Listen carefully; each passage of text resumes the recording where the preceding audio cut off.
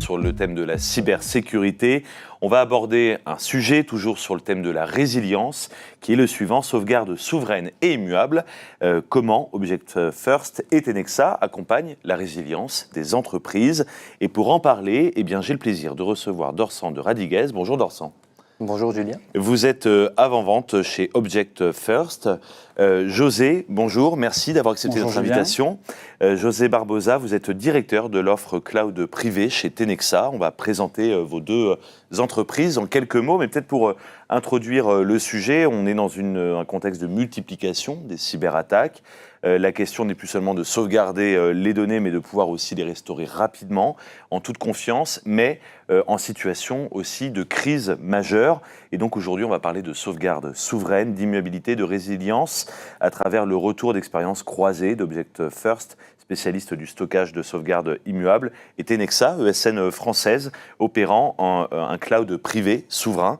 Dorsan, d'abord, est-ce que pour expliquer ceux qui ne connaissent pas Object First, et pour donner un petit peu de contexte, vous pouvez nous présenter un petit peu votre activité et votre rôle au sein d'Object First?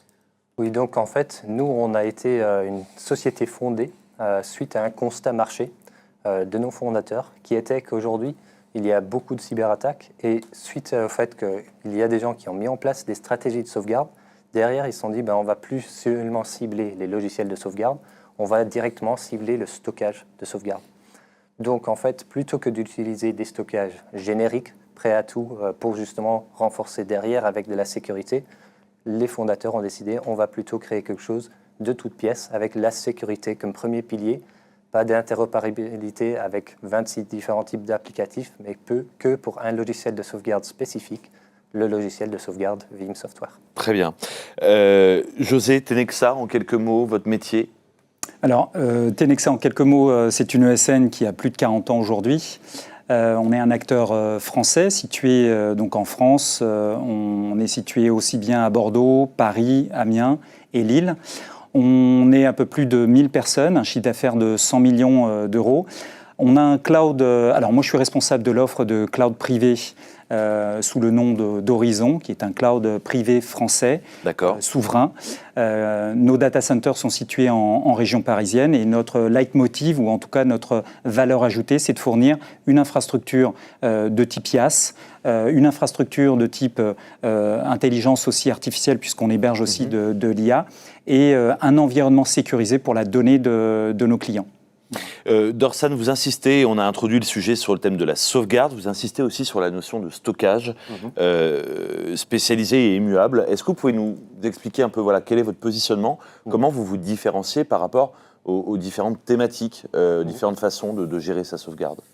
Donc en fait, aujourd'hui, il existe beaucoup de solutions sur le marché avec différents niveaux d'immuabilité embarqués, des solutions logicielles, des solutions qui vont s'imbriquer sur des couches matérielles en dessous. Mais nous, en fait, on va maîtriser toutes les différentes couches. On va hard-coder dans notre système d'exploitation de manière à ne plus avoir la capacité de faire, par exemple, des reconfigurations RAID, par exemple aussi la capacité d'avoir des droits administrateurs. Et surtout, on va avoir cette notion d'immuabilité native et absolue.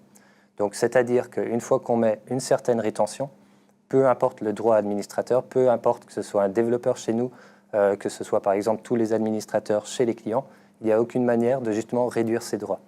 Et cette partie-là, c'est vraiment important, parce que nous, on va partir du principe que tous les comptes sont piratables, qu'on en a déjà un petit peu parlé aujourd'hui.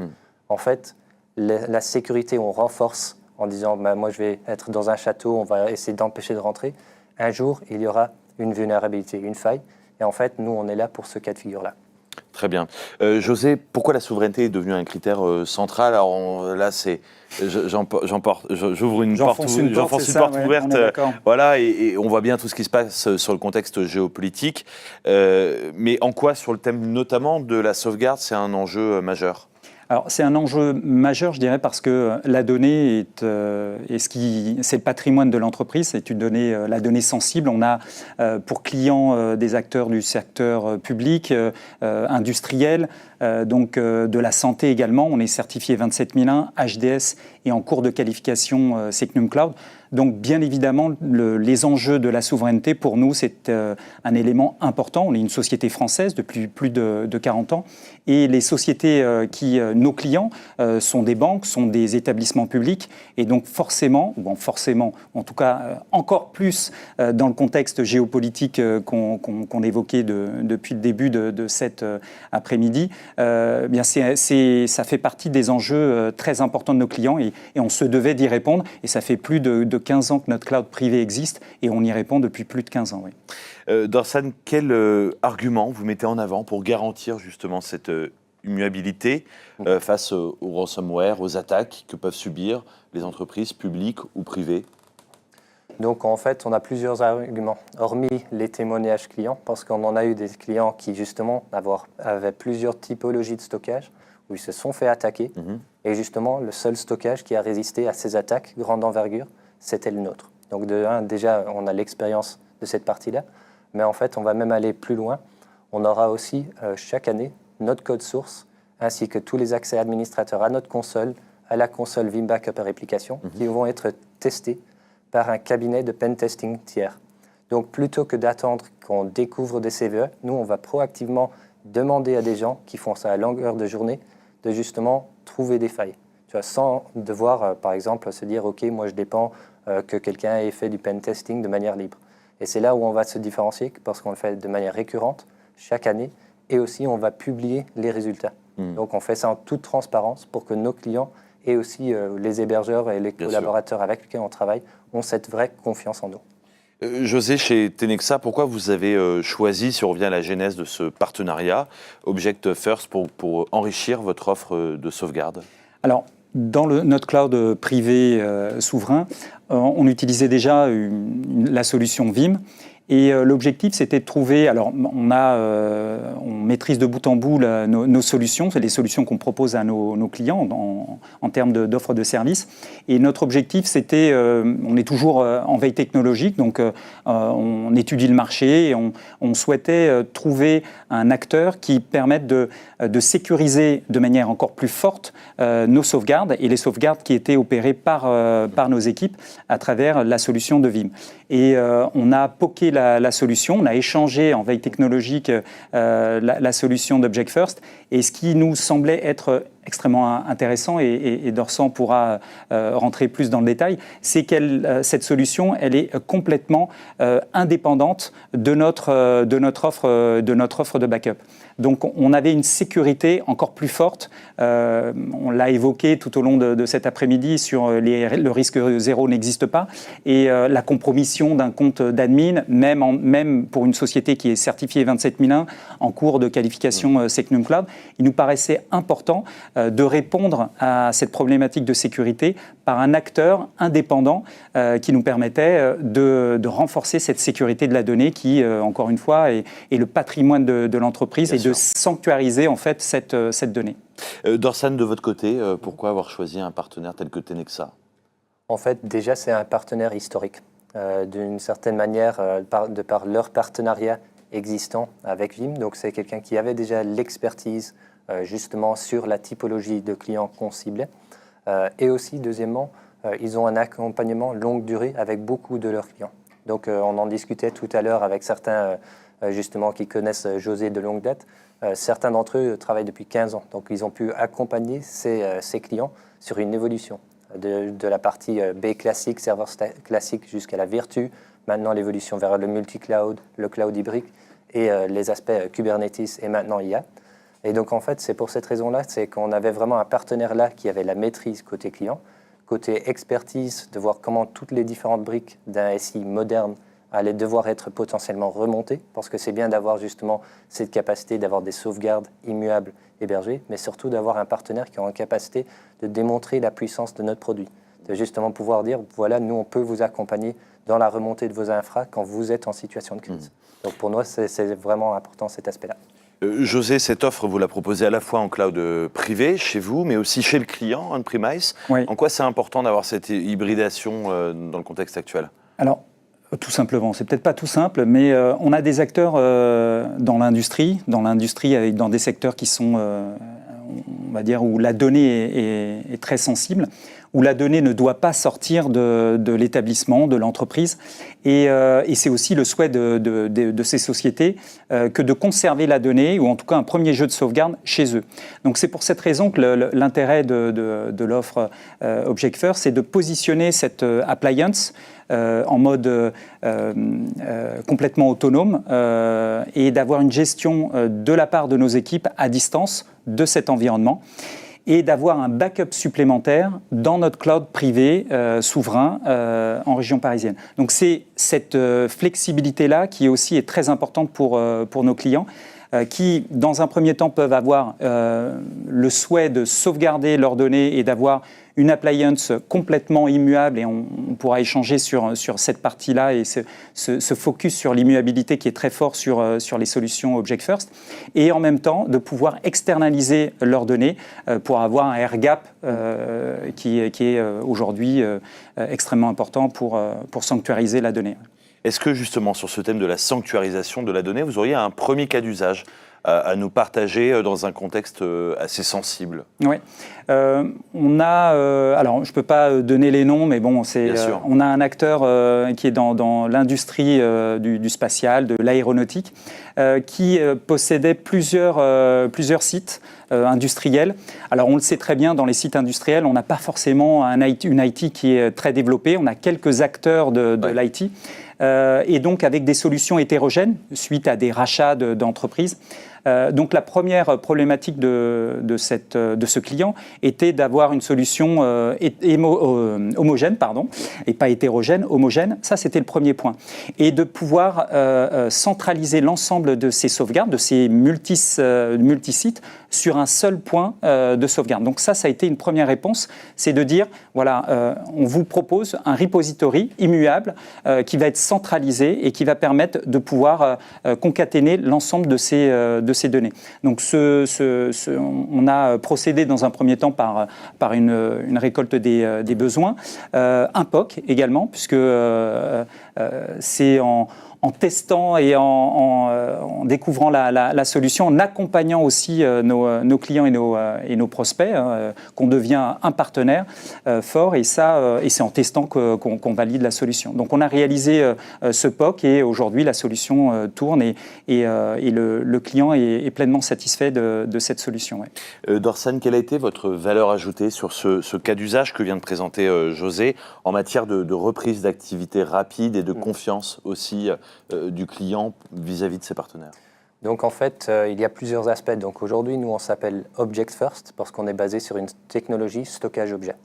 Donc à la genèse, c'est une technologie qui a été conçue, déjà vulgarisée par Amazon, par les développeurs Amazon, qui est devenue un standard du marché, parce que justement, chaque image de sauvegarde, par exemple, quand on y stocke, ou peu importe le type d'applicatif, aura des métadonnées associées.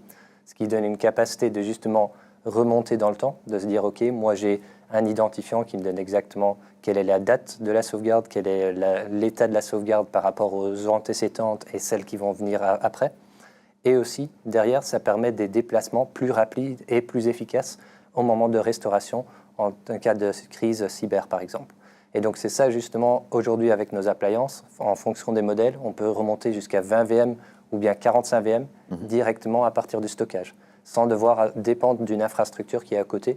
Donc pour justement le cas d'usage des industries qui ont besoin justement de quelques applicatifs pour maintenir, j'ai entendu nos homologues utiliser le terme, le minimum viable pour une continuité d'activité.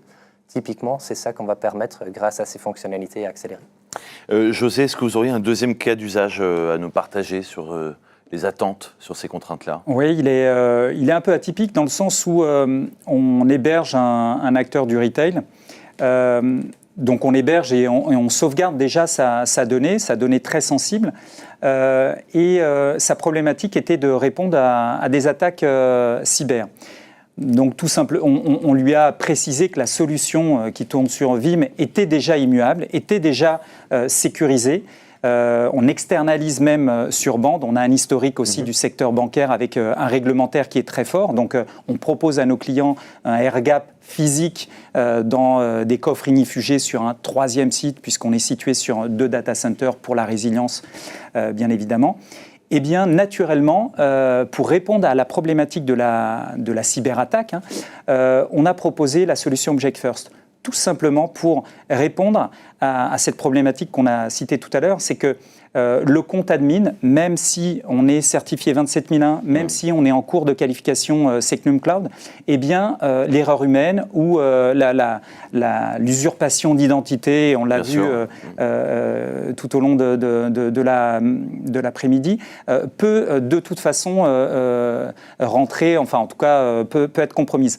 Et donc la solution Object First permet d'être complètement agnostique de l'environnement actuel et d'être un sanctuaire complémentaire à notre solution de sauvegarde. Dorsen, sur ce cas précis qu'évoque José, en quoi la rupture protocolaire et la reprise accélérée, justement, est un réel atout quand on a des enjeux business forts dans une entreprise privée? Déjà, avoir des ruptures protocolaires de manière générale, ça oblige justement, si quelqu'un rentre dans l'infrastructure, de devoir casser un élément en plus. Donc plus on a d'options de reprise, plus on va avoir la possibilité de reprendre derrière. Et puis après, il y a l'autre aspect qui est non négligeable, c'est qu'aujourd'hui, avec une vraie solution complètement immuable pour une reprise, non seulement on a des images où on sait qu'elles n'ont pas été modifiées, peu importe le niveau de droit qu'ont eu les attaquants, et ça on le teste avec le cabinet de pentesting tiers, mais en plus, ça permettra de cibler la reprise saine et fiable. Donc comme on a justement ces différentes images, on a un historique justement entre plusieurs images qui vous permettent de dire « Ok, moi je peux faire un scan, je peux m'assurer que cette image elle est propre », en fait vous avez une capacité de remonter le temps. Et c'est ça qui va vous permettre de reprendre sainement le SI et justement avoir cette capacité de reprise. José, on parle et on a parlé beaucoup de sujets techniques, mais il y a aussi l'accompagnement humain qui est important quand on parle de cyber-résilience et de protection d'un système d'information. Quelle est votre approche sur ce sujet-là ? Alors, on est complètement en phase. Pour nous, l'accompagnement est primordial. Et d'ailleurs, sur le premier cas d'usage qu'on a cité avec cet industriel, on a été challengé. Le POC a été fait sur deux types de solutions différentes. Et ce qui a accentué, en tout cas, le choix de l'industriel, ça a été l'accompagnement.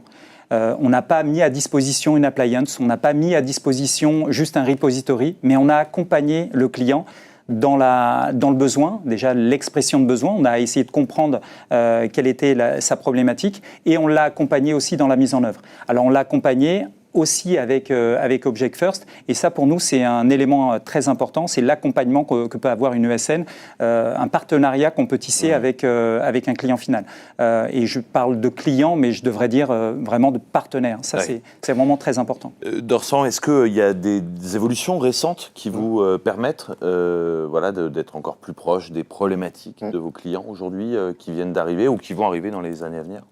Donc en fait, si je parle purement du point de vue logiciel, des choses que par exemple on a embarquées récemment, c'est une fonctionnalité de honeypot. Donc pour ceux qui ne connaissent pas, c'est en fait une zone d'hameçonnage pour justement attaquer les signes précurseurs, pour obtenir les signes précurseurs d'attaque. Donc par exemple, on pourra détecter à partir de quelle adresse IP les gens essayent de s'introduire sur l'appliance, à partir de quelle méthodologie, que ce soit en RDP, en HTTPS et ainsi de suite. On pourra justement détecter cela.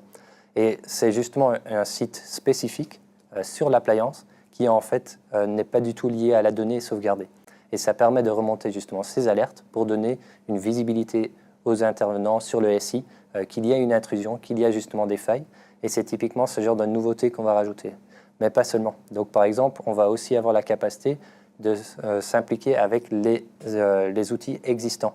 Donc tout ce qui est métrique, matériel, alerte au niveau du stockage, tout ce qui est accès illicite, on peut les remonter déjà dans des outils existants. Donc on ne va pas rajouter une brique qui est à administrer lourde, mais en fait on a la capacité non seulement de remonter les alertes vers les clients finaux, mais aussi vers les équipes Tenexa, de manière à ce qu'eux ils puissent faire leur accompagnement continu.